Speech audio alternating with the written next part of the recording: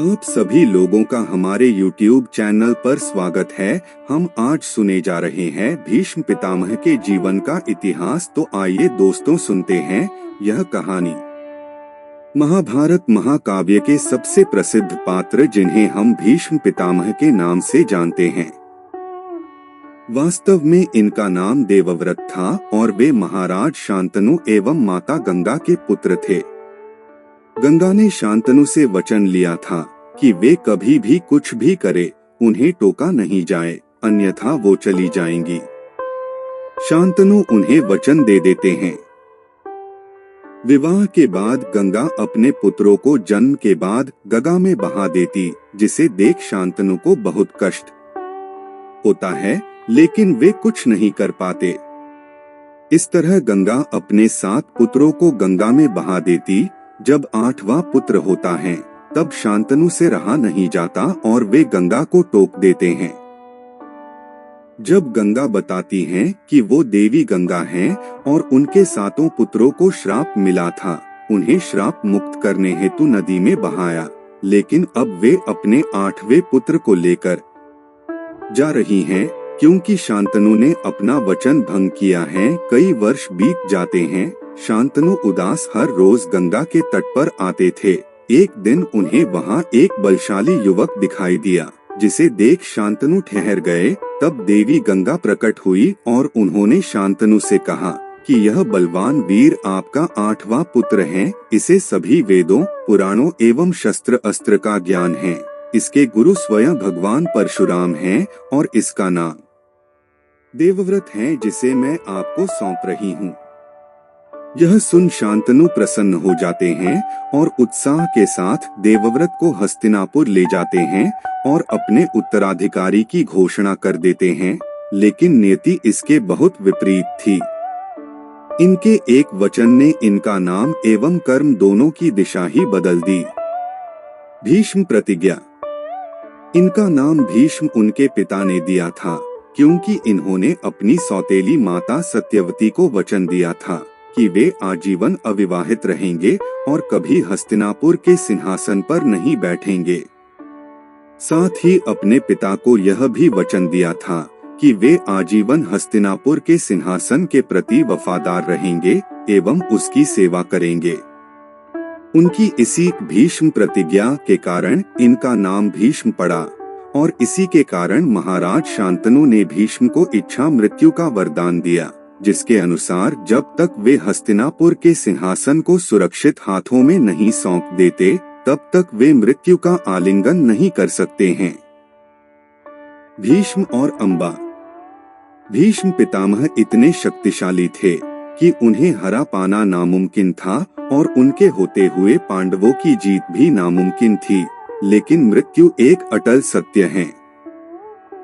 भीष्म पितामह की मृत्यु का कारण भी विधाता ने तय कर रखा था, जिसका संबंध काशी के राजा की पुत्री अम्बा से था।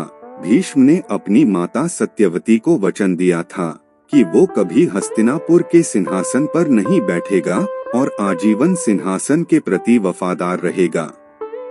सत्यवती ने यह वचन अपने पुत्र को राजगद्दी पर बैठाने हेतु लिया था। सत्यवती और शांतनु के 2 पुत्र थे, चित्रांगद और विचित्रवीर्य। पुत्रों के जन्म के कुछ समय बाद ही शांतनु का स्वर्गवास हो गया और सिंहासन रिक्त हो गया। दोनों राजकुमार छोटे थे, इसलिए भीष्म ने बिना राजा बने राज्य का कार्यभार संभाला। बाद में चित्रांगद को हस्तिनापुर का राजा बनाया गया, लेकिन उसे अन्य राजा चित्रांगद ने मार दिया। विचित्रवीर्य में राजा बनने के कोई गुण न थे। वो सदैव मदिरा के नशे में रहते थे, लेकिन उनके अलावा कोई राजा नहीं बन सकता था, इसलिए उन्हें राजगद्दी पर बैठाया गया। उसी समय काशी के राजा ने अपनी 3 कन्याओं के लिए स्वयंवर का आयोजन किया, लेकिन हस्तिनापुर को संदेश नहीं भेजा गया क्योंकि विचित्रवीर्य के स्वभाव से सभी परिचित थे। यह बात भीष्म को अपमानजनक लगी और उन्होंने काशी जाकर हाहाकार मचा दिया और 3 राजकुमारियों का अपहरण कर लिया और उनका विवाह विचित्रवीर्य से तय किया। राजकुमारी अम्बा ने इसका विरोध किया और कहा कि मैं महाराज शाल्व को अपना जीवन साथी चुन चुकी थी, लेकिन आपके इस कृत्य ने मेरा अधिकार मुझसे छिना है, इसलिए मैं अब केवल आपसे ही विवाह करूंगी, क्योंकि आपने मेरा अपहरण किया था। तब भीष्म ने उससे क्षमा मांगी और कहा कि हे देवी, मैं ब्रह्मचारी हूँ और अपना वचन नहीं तोड़ सकता। आपको मैंने अपने भाई विचित्रवीर्य के लिए हरा था।